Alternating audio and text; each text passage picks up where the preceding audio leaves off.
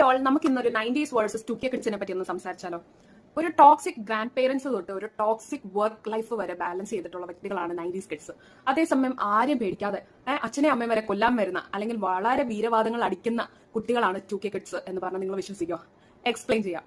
ആദ്യം തന്നെ ഒരു ചൈൽഡ്ഹുഡ് എന്ന് പറയുമ്പോൾ തന്നെ നമ്മൾ ഗ്രാൻഡ് പേരൻസ് അല്ലെങ്കിൽ പേരൻസിന്റെ കൂടെ നിന്നിട്ടുള്ളതാണ്.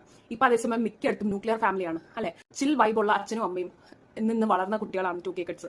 അതേസമയം ഗ്രാൻഡ് പേരൻസിന്റെ ടോക്സിസിറ്റിയും അവർ കാണാതെ സിനിമയ്ക്ക് രാത്രി പോകലും ഒക്കെ ആയിരുന്നു 90s കിഡ്സിന്റെ ഒരു പരിപാടി.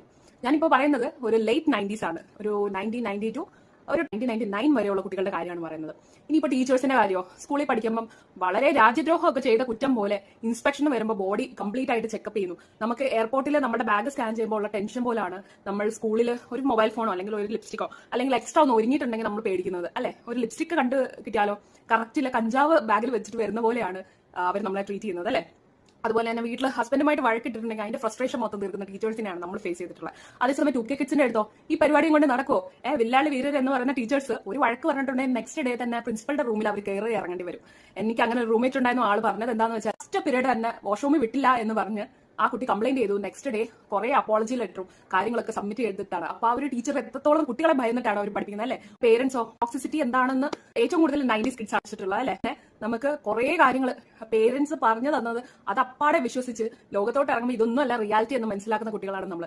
ഗാന്ധിയൻ പാതയിലാണ് നമ്മളെ വളർത്തുന്നത് അല്ലെ. പ്യൂബർട്ടി ടൈമിലോ കുറെ കാര്യങ്ങൾ നമ്മുടെ മനസ്സിൽ ഫ്രണ്ട്സ് പറഞ്ഞു അല്ലെ. നമ്മുടെ ക്ലാസ്സിൽ ഒരു പെൺകുട്ടിക്ക് മെൻസസ് ആയി കഴിഞ്ഞാൽ ബോയ്സ് ഒക്കെ ഇങ്ങനെ പീപ്പ് ചെയ്താണ് നോക്കുന്നത്.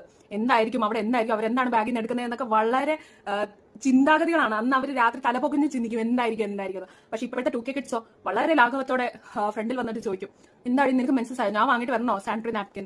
അത്രയ്ക്ക് ലിബറൽ ആണ് ഈ കിഡ്സ്. ഇതൊന്നും തെറ്റൊന്നും അല്ല കേട്ടോ, ഞാൻ ജസ്റ്റ് പറഞ്ഞതാണ്. ഒന്ന് ചിന്തിച്ച് നോക്കാം, നമ്മുടെ ഒരു ഫ്ലാഷ് ബാക്ക് ഒന്ന് ചിന്തിച്ച് നോക്കാം. നിങ്ങൾ ഒരു ഏപ്പടോ അല്ലെങ്കിൽ ഒരു ബ്ലൂ ഫിലിം